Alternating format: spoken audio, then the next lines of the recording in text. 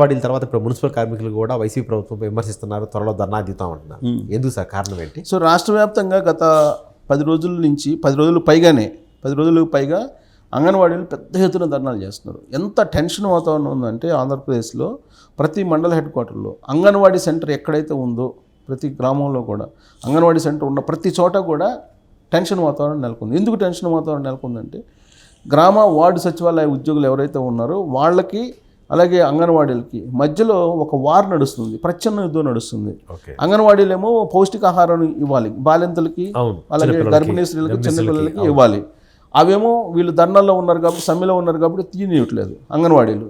అవి తీయాలని చెప్పి ప్రభుత్వ ఆర్డరు సచివాలయ ఉద్యోగులకి ఇవ్వడం జరిగింది. సచివాలయంలో ఉండేటువంటి వార్డు అలాగే గ్రామ సచివాలయ ఉద్యోగులకి.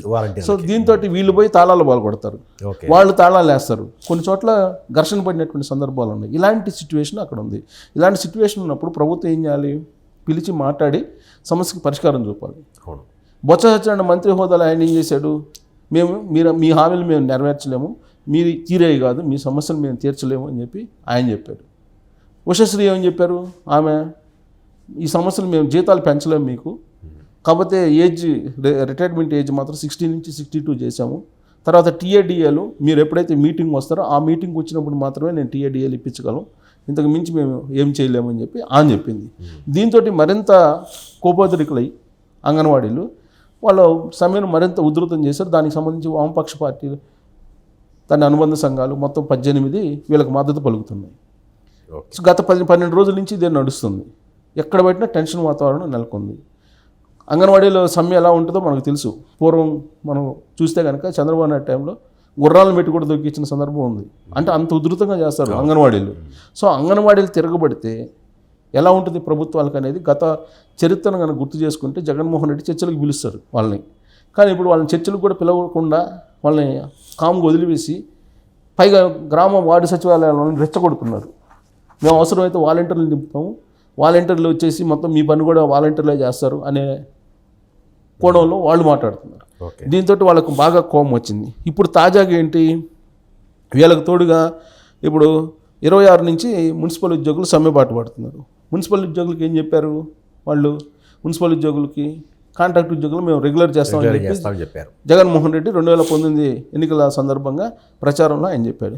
ఇప్పుడు మా సంగతి ఏందని చెప్పి వాళ్ళు 26వ తారీఖు నుంచి మున్సిపల్ ఉద్యోగులు అందరూ కూడా మున్సిపల్ కాంట్రాక్టు అలాగే అవుట్సోర్సింగ్ ఉద్యోగులు వాళ్ళు రంగంలోకి దిగుతున్నారు. వీళ్ళకి తోడు ఇప్పుడు సమగ్ర శిక్ష అనేది ఒకటి ఉంది. సమగ్ర శిక్ష అనేది దాంట్లో కాంట్రాక్టు అలాగే అవుట్సోర్సింగ్ సిబ్బంది ఉన్నారు.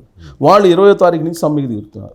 ఓకే, 20 నుంచే ఇప్పుడు 26 నుంచి మున్సిపల్ ఉద్యోగులు. Okay right. అవును, 20వ తారీఖు నుంచేమో సర్వశిక్ష అవుట్సోర్సింగ్ అన్నను కాంట్రాక్ట్ ఉద్యోగులు దిగుతున్నారు. ఓకే, ఆల్రెడీ సమ్మెలో ఇప్పుడు అంగన్వాడీలు ఉన్నారు. 26వ తారీఖు మున్సిపల్ ఉద్యోగులు సమ్మెలోకి దిగుతున్నారు.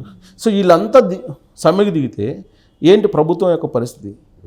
ఈలోపు ఎన్నికలు వచ్చే అవకాశం ఉంది. అవును, ఈలోపు ఎన్నికలు ఆడావుడి నడుస్తుంది. ఆల్రెడీ ఎన్నికల కమిషన్ ఆల్రెడీ ఆంధ్రప్రదేశ్లో పర్యటిస్తుంది. ఇవాళ రేపు పర్యటించిన తర్వాత ఏప్రిల్లో ఎన్నికలు అని చెప్పి వాళ్ళు ఆల్రెడీ చెప్పేశారు. బదిలీలకు సంబంధించి కూడా ఒక క్లారిటీ ఇచ్చారు. మీరు బదిలీలు చేయడానికి ఒక మార్గదర్శకాలు కూడా ఇచ్చారు. సో సమగ్ర శిక్ష సంబంధించినటువంటి ఉద్యోగులు 20వ తారీఖు నుంచి సమ్మెకు ఆల్రెడీ ఉన్నారు. 24 ఆల్రెడీ వాళ్ళు 20వ తారీఖు నుంచి దిగారు. సో 26వ తారీఖు నుంచి వీళ్ళు మున్సిపల్ ఉద్యోగులు తిరిగారు. నిరవధిక సమ్మెను అనౌన్స్ చేశారు వాళ్ళు. ఓకే, మున్సిపల్ ఉద్యోగులు నిరవధిక సమ్మెను అనౌన్స్ చేశారు. సో ఇదేంది, మున్సిపల్ ఉద్యోగులందరినీ ఆప్కోస్లో ఉద్యోగులుగా నమోదు చేయాలని, అంటే పర్మనెంట్ ఉద్యోగులకు చెల్లిస్తున్న విధంగా జీతభత్యాలు చెల్లించాలనేది వాళ్ళ డిమాండ్. పిఎఫ్ ఈఎస్ఐ వర్తింపజేయాలి అని చెప్పి వాళ్ళు డిమాండ్ చేస్తున్నారు. ఇదంతా ఇలా ఉంటే న్యాయవాదులు మళ్ళీ వాళ్ళు కూడా ఆందోళనకు దిగారు. ఏంది, టైటిలింగ్ యాక్ట్ అని ఒకటి తీసుకొచ్చారు కదా. టైటిలింగ్ అనేది ఒక యాక్ట్ తీసుకొచ్చారు ఇప్పుడు జగన్మోహన్ రెడ్డి. సో ఆ టైటిలింగ్ యాక్ట్ తీసుకొచ్చే కనుక అందరికీ దాని ప్రకారం ఏంది, ఎంఆర్ఓలతో సంబంధం లేక డైరెక్ట్గా కలెక్టర్లే మొత్తం క్లియరెన్స్ ఇచ్చేయచ్చు. మొత్తం ఈ యాక్ట్ వల్ల ఏమైంది, కానీ నష్టపోతారు, రెవెన్యూ అంటే రైతులు నష్టపోతారనేది, రైతులు కానీ ఎవరైతే భూ యజమానులు ఉన్నారో వాళ్ళు నష్టపోతారనేది అడ్వకేట్స్ చెప్తున్నారు టైటిలింగ్ యాక్ట్ అంటే టైటిల్ డీడ్ని క్రియేట్ చేస్తుంది ఒకటి ఆప్షన్ తీసుకున్నారు. సో అంటే రెవెన్యూ వాళ్ళ చేతిలో పెట్టేస్తున్నారు ఇప్పుడు, చట్టాన్ని తీసుకెళ్ళి రెవెన్యూ వాళ్ళకి ఇచ్చేస్తున్నాడు. సో దాని మీద న్యాయవాదులు వాళ్ళు ధర్నాలు చేస్తున్నారు. సో ఇలా అందరూ ధర్నాలు సమ్మెల బాటిన పడితే జగన్మోహన్ రెడ్డి ప్రభుత్వం ఎలా నడవాలి అనేది ఒకటి. రెండు, అసలు అంగన్వాడీ సమస్య తీరినటువంటి సమస్య ఇప్పుడు 11 రోజులు అయిపోయింది, 12 రోజుకి వచ్చింది. 12 రోజుకి వచ్చిన ఎందుకు చేయట్లేదు? ఇప్పుడు ఆల్రెడీ సుప్రీంకోర్టు 2022లో ఒక తీర్పు ఇచ్చిందండి, వాళ్ళకి గ్రాట్యుటీ పే చేయాలి అని. గ్రాట్యుటీ పే చేస్తే గ్రాట్యుటీ పే చేస్తే టీఎల్ డిఎల్ ఇవ్వాల్సి వస్తుంది. ఓకే. ప్లస్ వాళ్ళకి government shops and establishment act ఏదైతే ఉందో దాని పరిధిలోకి వీళ్ళు వస్తారు. ఒకసారి గ్రాట్యుటీ పే చేస్తే ఆ గ్రాట్యుటీ పే చేస్తే షాప్స్ అండ్ ఎస్టాబ్లిష్మెంట్ యాక్ట్ కింద వస్తారు. యాక్ట్ కింద వచ్చినప్పుడు నీకు ఆల్మోస్ట్ ఎంప్లాయీస్ లాగానే అయిపోతారు. అప్పుడు కనీస వేతనం వర్తింపు చేస్తారు. కనీస వేతనం ఇప్పుడు 15,000 ఉంది మామూలుగా, ఇది షాప్స్ అండ్ ఎస్టాబ్లిష్మెంట్ యాక్ట్ ప్రకారం. దాన్ని పెంచాలని చెప్పి కార్మిక సంఘాలు దేశవ్యాప్తంగా కూడా ఒక నినాదం చేస్తున్నారు, డిమాండ్ చేస్తున్నారు 18,000 చేయాలని. సో కాబట్టి ఇప్పుడు వీళ్ళు సుప్రీంకోర్టు నామ్స్ ప్రకారం మీరు మాకు శాలరీస్ ఇవ్వండి, గ్రాట్యుటీ ఇవ్వండి అని చెప్పి అడుగుతున్నారు. సుప్రీంకోర్టు ఇచ్చింది, తీర్పు ఇచ్చింది. దేశవ్యాప్తంగా ఉన్నటువంటి అంగన్వాడీలకి గ్రాట్యుటీకి ఇవ్వండి, గ్రాట్యుటీ కింద ఇవ్వండి, షాప్స్ అండ్ ఎస్టాబ్లిష్మెంట్ యాక్ట్ కింద తీసుకురండి వాళ్ళని అని చెప్పి చెప్పింది. గుజరాత్ గవర్నమెంట్ ఆల్రెడీ ఇస్తుంది, అక్కడ గ్రాట్యుటీ ఇస్తుంది. ఇచ్చి దాన్ని షాప్స్ అండ్ ఎస్టాబ్లిష్మెంట్ యాక్ట్ అంటే 8 hours డ్యూటీ చేయాలి, తర్వాత లీవ్స్ ఉంటాయి, ఇవన్నీ గవర్నమెంట్లకి ఎలా ఉంటుంది. అలాగే ఈఎస్ఐ ఉంటుంది, పిఎఫ్ ఇవన్నీ ఉంటాయి, యాజ్ ఇట్ ఈస్గా ఉంటాయి, టీఎల్ డిఎల్ అన్నీ ఉంటాయి. సో అందుకే ఇప్పుడు ప్రభుత్వం దాన్ని నెరవేర్చే పరిస్థితిలో లేదు. అందుకే హ్యాండ్స్ అప్, మేమేం చేయలేమంటున్నారు. అయితే వాళ్ళు చెప్పేది ఏంది, గవర్నమెంట్ మేము ఎన్నికల్లో హామీ ఏమి ఇచ్చాము, తెలంగాణ కన్నా కూడా 1000 రూపాయలు ఎక్కువ ఇస్తామని చెప్పి గౌరవ వేతనం, కాబట్టి మేము ఇస్తున్నాం. ఎప్పుడు ఇచ్చారు వీళ్ళు? 2019లో అధికారంలో వచ్చిన నాటికి జగన్మోహన్ రెడ్డి, అప్పటికి తెలంగాణలో ఉండేటువంటి అంగన్వాడీలకి 10,500 గౌరవ వేతనం ఉంది నెలకి. సో కాబట్టి 11,500 చేశారు, అంటే 1,000 రూపాయలు పెంచాడు జగన్మోహన్ రెడ్డి. కానీ ఇప్పుడు వీళ్ళు ఏమడుగుతున్నారు, అంగన్వాడీలు ఆంధ్రప్రదేశ్లో ఆల్రెడీ కేసీఆర్ పెంచాడు, 13,500 చేశాడు ఆయన. ఎలక్షన్ ముందు చేశారు 13,500 చేశారు. కాబట్టి మీరు 14,000 రూపాయలు పెంచి ఇవ్వండి, మీరు ఇచ్చిన హామీ కదా, వాళ్ళకన్నా అదనంగా 1000 రూపాయలు ఇస్తామన్నారు కదా. సో ఇప్పుడు మాకు 14,500 ఇవ్వండి అని చెప్పి అంటున్నారు. సరే 14,500 ఈ కంపారిజన్ వద్దు, గ్రాట్యుటీ ఇవ్వండి సుప్రీంకోర్టు తీర్పు ప్రకారం అని అంటే దానికి నో అంటున్నారు. నో అని చాలా క్లియర్గా చెప్పేశారు, నో అని. సో దాంతో వాళ్ళు సమ్మెని మరింత ఉధృతం చేస్తున్నారు. అది ఎటువైపు దారితీస్తుందో కూడా తెలియదు. ఎందుకంటే వాళ్ళ సమ్మె ఏ విధంగా ఉంటుందనేది మనం ఉమ్మడి ఆంధ్రప్రదేశ్లో చూసాం. అంగన్వాడీల సమ్మె, అంగన్వాడీ హెల్పర్లు, వీళ్ళు సహాయకులు అంటే ఆయాలు, వీళ్ళందరూ వీళ్ళు రంగంలో దిగితే ఏ విధంగా ఉంటుందని ఆల్రెడీ ఇప్పటికే చూస్తున్నారు. అనేక చోట్ల ఇప్పుడు ఘర్షణ వాతావరణం, కొట్టుకునేటువంటి పరిస్థితి ఏర్పడింది. పైగా నిలదీస్తున్నారు, మినిస్టర్లను కూడా అక్కడక్కడ నిలదీస్తున్నారు.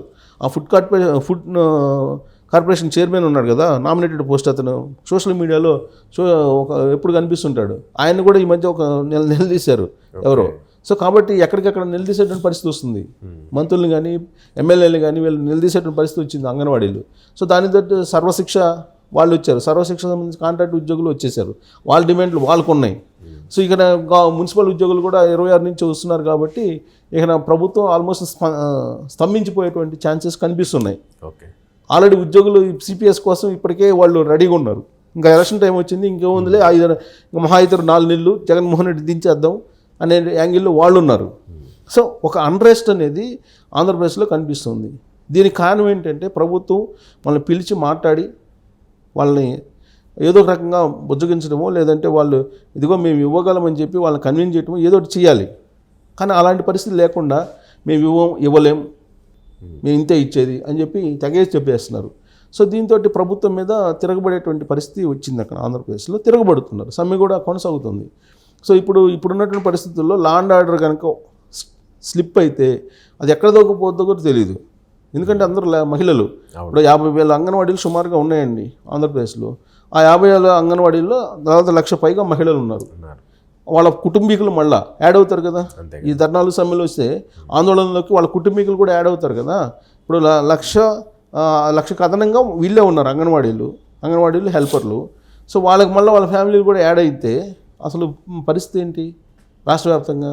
మళ్ళీ వీళ్ళు మున్సిపల్ ఉద్యోగులు కూడా యాడ్ అయితే అప్పుడు అసలు ప్రభుత్వం అసలు మళ్ళీ రివోక్ అయ్యే అవకాశం ఉందా, అసలు ప్రభుత్వాన్ని సవ్యంగా నడిపించేటువంటి పరిస్థితి ఉందా అనేటువంటి ప్రశ్న వేసుకుంటే ఇప్పుడున్నటువంటి సిచ్యువేషన్ అయితే చాలా తీవ్రంగా ఉంది.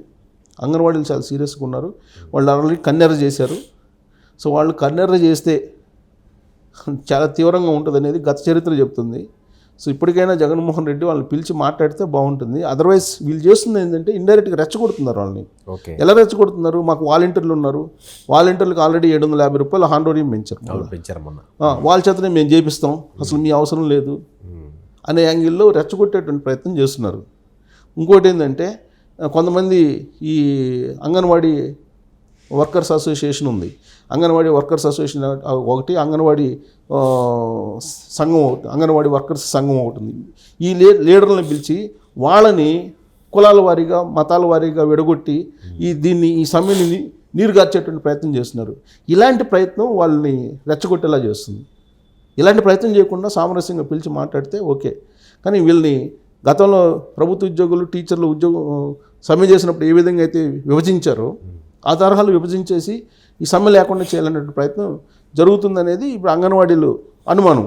అందుకే వాళ్ళు రోజుకి వాళ్ళ సమ్మెను తీవ్రతరం చేస్తున్నారు. సో ఇది పక్కదావు పట్టేటువంటి అవకాశాలు లేకపోలేదని చెప్పేసి మనం గత చరిత్రను బట్టి ఒక అభిప్రాయానికి రావచ్చు.